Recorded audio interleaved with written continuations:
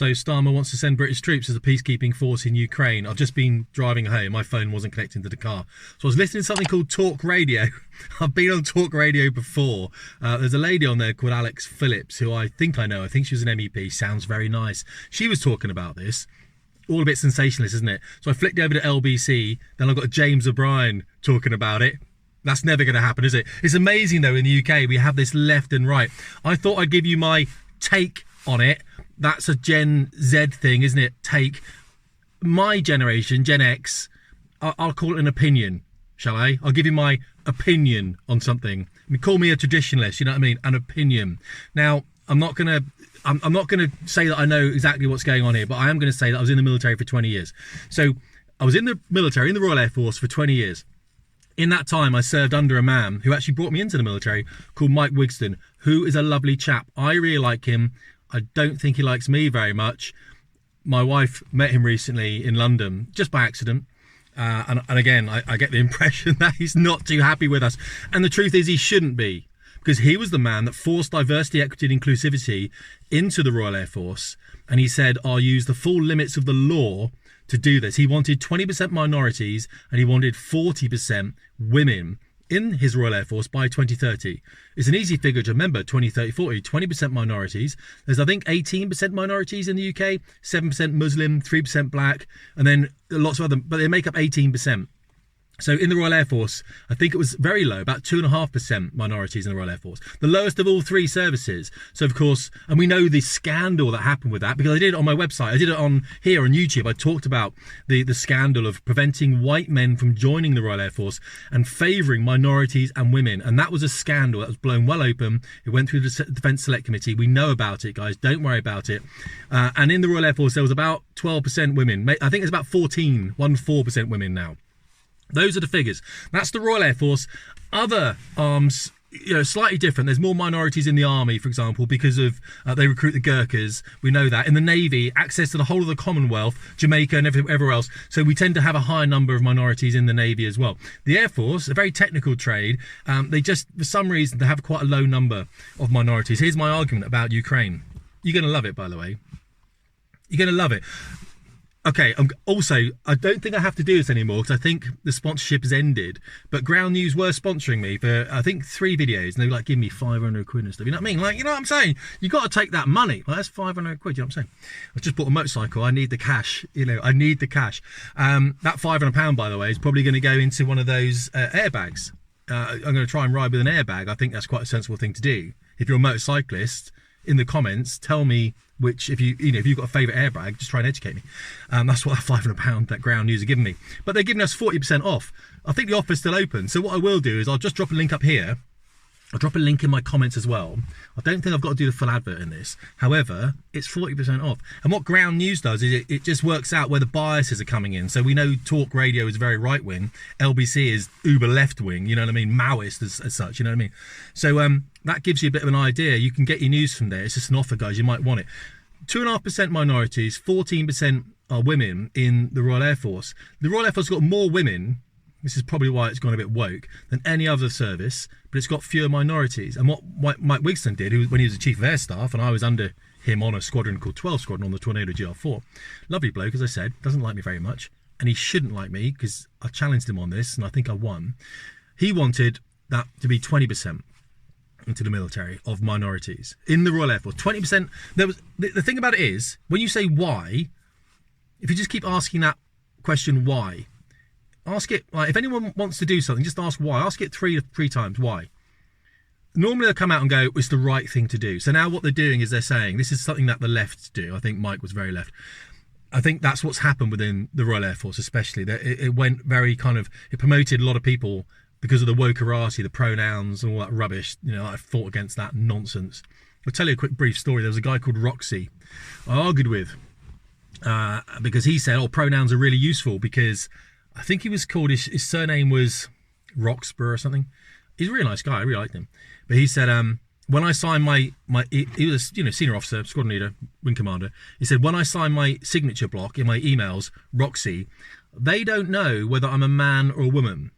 I said, well, mate, how about you grow a fucking pair of balls and you write Stuart or something, because that was his name, Stuart, I think, you know what I mean? So I don't know, you know, he's a lovely bloke. All right, write your name there, mate. You know what I mean? Don't just use Roxy. Roxy's a girl's ski brand, for crying out loud. You know what I mean? I think it's a surf brand. I'm just trying to make the point. Let's be professional in the workplace. I know it's a crazy idea. It will never catch on. Being professional in the workplace, never going to catch on, is it? Anyway, so Mike Wigston, the Chief Air Staff in the Royal Air Force, wanted to put this, wanted 20% women, 20% minorities, 40% women. So he wanted almost half. What do women have babies? I debunked this so quickly because I said, let's have a Typhoon squadron. An average squadron has maybe 12 to 15 pilots. If you have 40% of those are women, they start having babies. And the average age in the military is about 26, I think it is. It's quite young. And that's a childbearing age, isn't it? You know, 20. You know, you should be having kids before your 20s, really, because you know you're most fertile. After 26, it starts dropping off. So these women have to have these kids in this.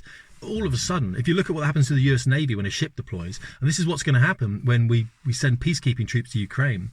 My argument with this, then, okay, send peacekeeping troops to Ukraine, send them, but I want them to be 20% minority.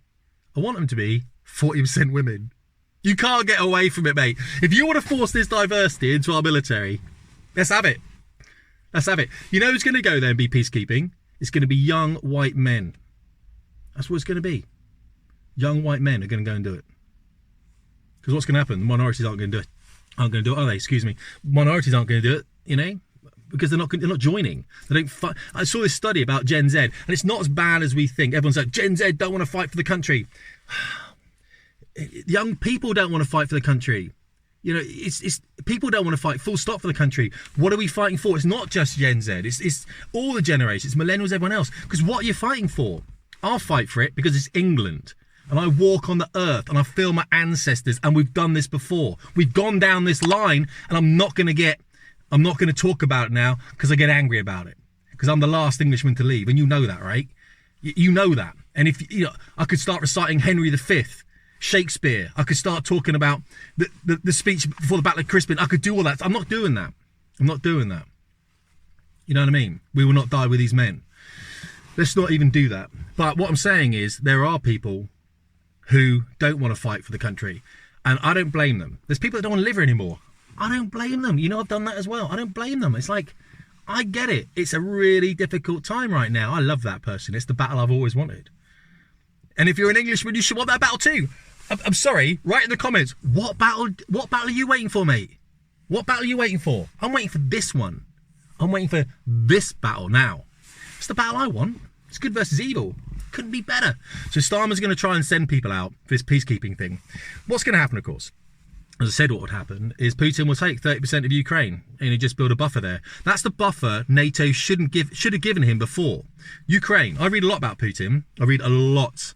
All the books, all the stuff, all the history. I listen to people that know about it better than me. I'm not an expert. I'm an absolute amateur. And write in the comments, Tim, you're an amateur. I know I am. I'm not saying that. I don't see Putin in the same way a lot of people see him. Massively demonized, don't get me wrong. You need someone like Putin to run somewhere like Russia. You absolutely need that. And if you didn't have him there, it would break up. China would go back to take the territories again that it had. It would be an awful place. So all I'm saying is, also remember, Russia sees Kiev as the birthplace of Russia, the Kievan Rus. It was where Russia grew from, the steeped highlands of the Kiev. So the Russian psyche is not something we understand. I don't understand it. I listen to Russians online all the time. I don't get it, but they are being invaded is a massive thing for them. Obviously, it's a huge fear, and they need a buffer. Now, we're all well and good, aren't we, in NATO, saying, well, you know, but NATO's never going to attack. Well, it did, didn't it? Libya, Serbia, we can keep going. But, you know, so they see this. Now, Putin will say that he's getting rid of degeneracy. There's a lot of degeneracy in the West. He's holding the country together. He's not wrong. Also, something that Putin says, which is quite interesting, is, who do I speak to when you keep changing your leaders every 5 years? He's been there for 20 years. You might not like him, but one thing he is consistent. We go from Biden to Trump. You couldn't go more left to right. You couldn't do it more than going from Biden to Trump. Unless on my radio, you go from what? LBC to talk radio. That's Biden to Trump, isn't it? LBC to talk radio. You go from Alex Phillips to James O'Brien. My goodness. So what do I think about it? I think, you know, the forces are smaller than they ever have been. We know we've got people in country already. That's the thing I had a typhoon mate write to me, lovely bloke actually. He said, Tim, I think you're telling people that we're firing storm shadows into the country from typhoon. I was like, no, mate, I'm not. I'm just saying about the training aspects of it. I'm saying we are training Ukraine troops significantly. I've got nothing against Ukrainian troops, all the best of them. Very good people, Ukrainians. Russians, very, very good people. I mean, don't get me wrong, everyone's good people. They're like the Slavic brothers that are fighting each other at the behest of corrupt politicians. Most corrupt country in Europe, go. Russia, good, well done. Second most corrupt country in Europe, go. Ukraine, well done. They're fighting each other. What are we involved for? And they're saying this is the battlefront, this is the battlegrounds. If we don't do this, Russia is going to impinge on the rest of the Europe. Russia's going to take Europe. Russia can't take a third of Ukraine. Stop talking bollocks, mate. It can't do it. It doesn't want to do it. We know, look at Afghanistan. Russia's experience of Afghanistan, America's experience of it's where nations go, it's where empires die, and Russia knows that. To have to hold territory of another country is a nightmare. It's exceptionally difficult. What we want to do is we want to drag Russia into holding that territory as best as possible, because we know how draining it is and all the resources. The train tracks are a different size in Russia to the rest of Europe. You can't even move supplies out of it without changing all the trains. Look, there's a lot of rubbish that people talk about. And also, by the way, there's people in the comments that have given me, like they've donated, and they've asked, I've got a donate button on Fast Ship Performance. You help keep this channel alive. YouTube doesn't like me very much, guys. So Pamela, lovely woman, sent me, like, I'm just saying, sent me £100. That is amazing. When I go and say to my wife, I say, look, someone sent me £100. She's like, that's amazing. I'm going to put it into having a cup of tea and doing motorcycle videos when the motorcycle comes. What lovely woman. I'm just saying, if you want to help the channel, that's a way of doing it. I'm going to leave this, but don't think that I am against Gen Z for not wanting to fight for this country. There is nothing that they can fight for at the moment. But it is up to us as older people to start changing this. It's not about politics. I'm not supporting Labour. I'm not supporting Conservatives. I'm not supporting Reform. I'm not supporting Homeland Party. I'm not supporting anyone. It's not about that. It's all a uni party. We know that, all right? It's a horrible thing. It's a horrible place. It's not great. It's about you. It's about your community. You know it is. It's about what you're doing. Set an example for others. If you lift yourself higher, people will look at you and go, you know what? I can do it too. All right, we can do it. I thought I'd throw this out because I just thought it was quite amusing that I'm hearing about Starmer trying to tell the young people in this country to go out. It's ridiculous, isn't it? Because, yeah, okay, fine, DEI. Let's send out 20% minorities. Let's send out 40% women. They're not going to go. As I said, go and look what happens on the US Navy when they send a carrier to sea. Look at how many women don't go. Why? I'll let you figure that one out. Look at how many women have to leave as it comes in alongside at various ports. I'll let you figure that one out. You know what I mean? War is no place for a woman. The front line is no place for a woman unless it's exceptionally specialist roles, and they have to be exceptional people, as do the men, of course. That's why it should be a meritocracy, all right? DEI has no place in this. It's an absolute disaster what's happened, and it's a disgrace that the military yeah, it's awful. I honestly, I feel very sorry for the younger generation that can't join a military and feel as proud of it as I did when I was in. It's not right to be doing this to the younger generation. It really tears me up. I'll leave it now, guys. All right. Really hope, you know, get that ground news thing. Get it now. 40%. I'm telling you that because they're going to stop the offer. And I think it's a good deal because I've got it myself. I use ground news at 40%. All right, guys. I appreciate it. Talk soon. Tim Davies, Fast Ship Performance.